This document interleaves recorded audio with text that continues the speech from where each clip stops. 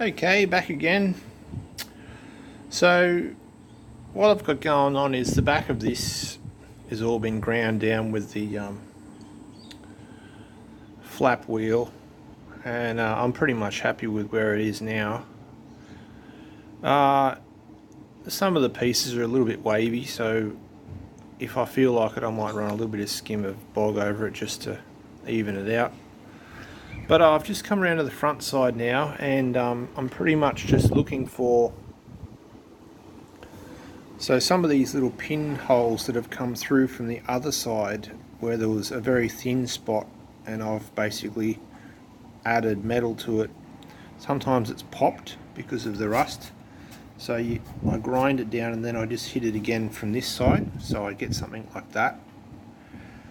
And then I'll come back and just flatten them off again, and I'll probably do that twice, and that way I'll get rid of all the little holes on the front surface. It's pretty wavy, this panel, but that's alright. I'll hit it with a hammer and dolly around the edges just to even it up, and I may put some body filler over it in the end, but yeah, maybe just under some of these reveals and along this curve I might do, and probably just a bit along this bottom edge because there's been a lot of work along here. So I don't know, I'll see what happens. I don't really want to do body filler on this vehicle, but I don't know, see what happens. Bring you back. And so been going around a fair few little holes. I've gotten to a point here where it keeps blowing away, so metal's very thin here. This is that section that I didn't want to cut out on the hinge. In hindsight, probably should have done it. Anyway, I'm here now, and sometimes it's easier just to they call this a Dunlop patch, and basically what you're doing is you're not cutting all of this out, you're just going to add metal to it. But if you think of the panel as a flat plane, if you just put a piece of metal on top, you'll end up with a bump like that. So what you try and do with this patch is knock its profile down so it becomes an indentation, and then you put the piece of metal on it, weld it, level it off, and then just a small amount of skim of body filler, and that fixes the problem. So if I was to get into this and do that, that'd be a lot of work. So this would be much quicker, easier fix for me, and it'll do exactly what I want it to do. So sometimes you just got to do it, and this will be very strong, so I'm not worried about it.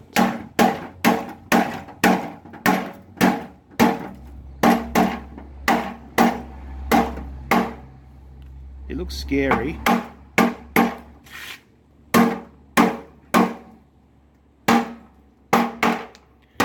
you can see that I've dropped that down now, and I'll just clean this top edge up and then work my way back to there with a little tiny piece of steel and weld that around and be done with it. Move on. Anyway, bring you back. So yeah, that's all I'm talking about. It's just a little piece of steel, and it's just going to go in there very roughly, and I'm just going to build up a weld all the way around it, and that'll continue this metal all the way across, because under here it's very thin. So I'm really just trying to build it up again, and that'll be good for another 50 years. I know it looks rough, it's not the ideal solution, but this patch will last as long as the vehicle will, as long as the rest of this steel, honestly, because this is thicker than the rest of it. So plus the weld around it, I'm happy with it. So anyway, I'll continue on. Alright, so I've got it in primer.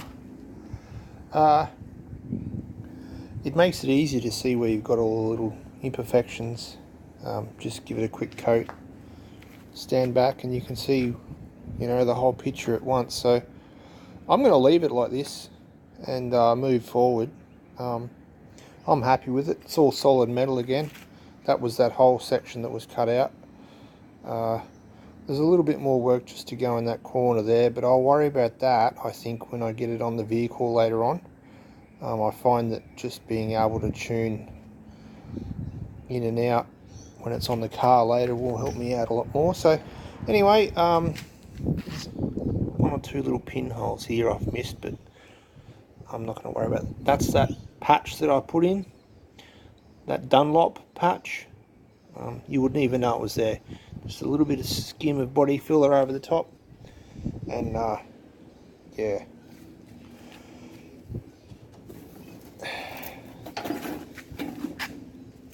Turn it over, and there it is. So once again, all this inside lip here, I will use a silicone, or a seam sealer, flexible seam sealer, and I'm going to run it all the way around there. And then if I feel like it, I can throw some body filler or fiberglass resin, or even, no, I won't use lead, but fiberglass resin there, and just in here to tidy that corner up. Yeah, so clean this corner up a little bit, not too concerned about it, and I will also run flexible seam sealer along this rolled edge all the way around, just to help out. So that's that corner I've left, and yeah, seam sealer all the way around. I'm not going to tackle the hinge just at the moment, I don't think. I've got a better project I'll start working on. I'm going to try and make a new emblem for the front of this over the next couple of days. I think that'll be an interesting little video. And then what I'm going to do is I'm going to age the steel correctly. I'm not going to use fake methods. I'm going to actually oxidize the metal correctly, and some of you out there would be quite surprised that the method I'm going to use is quite original, and I've not seen it done anywhere else. But stay tuned, and it will be good, because the plan is to have a brand new emblem but then bang it up. So I'll make the emblem from scratch, from steel, and then roll the edges, do all of that, weld on the bolts onto the back of it, have it looking nice, fitting the car. Obviously there'll be a curl to it, a curve. I'll have to wheel it out, I'll have to measure it out, so I'll go through all of that, and then I'll start hitting it with some chains and some hammers and getting pliers and just bending it a little bit. And then what I'll do is I'll probably put some paint on it, some of this blue paint or white, I'm not too sure yet. I've got a fair few different colours floating around. I'm just going to use what I've got floating around. I'm not going to go out and spend money on it. And then sort of get some acetone and wipe off sections, and then that is where I take it and I treat it. And it's not a chemical treatment, it's not something that you've seen other people do. This is quite original, and I think it's the only way to get a correct rusted patina just like that, but within 24 hours. And you don't have to wear gloves, and you don't have to wear masks and all of that other scary stuff that goes along with it. I've tried it all, and to be perfectly honest with you, I don't like hydrochloric acid or sulfuric or any of those things if I don't have to use it. This way is quite good, and I hope to have a new emblem by the end of the week, so stay tuned and watch out for that video. But back to the door, that's just how it's going to sit now. I'm going to put it up the back of the garage and just leave it. Keep my eye out for the hardware for it. If anyone knows what the light looked like inside, that would be good. If they could send me a link maybe.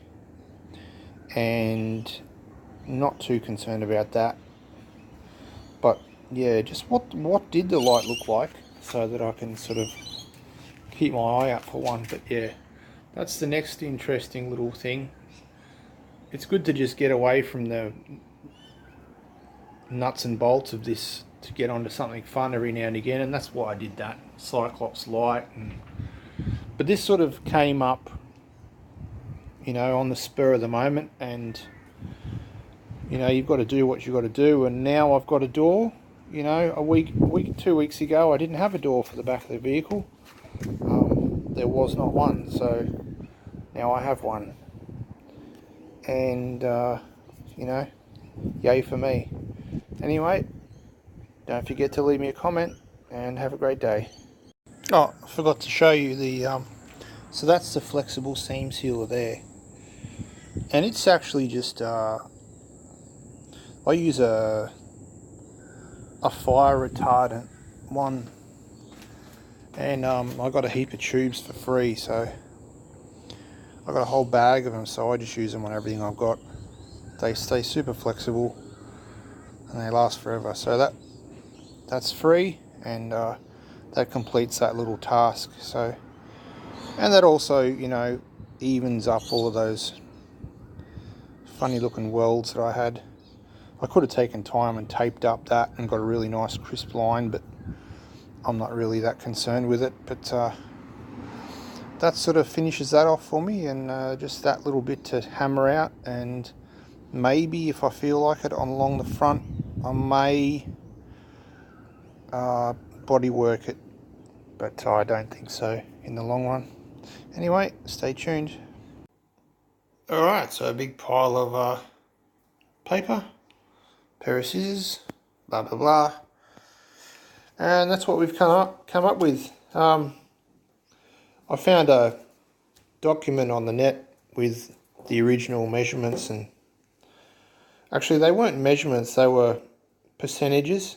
So depending on the size of the emblem that you want to make, you can actually scale it up or scale it down to an exact thing, which is great, because now I have that, I can pretty much make a real emblem for that time any size I want. I could make it 6 foot wide or whatever. So it's all about the percentages. So that gap there is 2.5% of the total diameter, and you can just, there's other ones as well. So anyway, I'll go out to the bus and I'll put it on and just see what it looks like.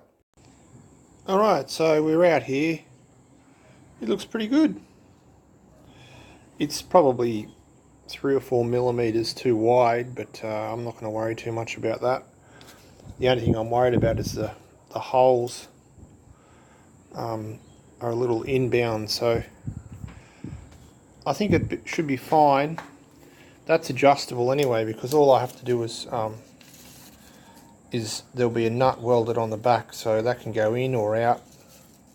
But I'm happy with that.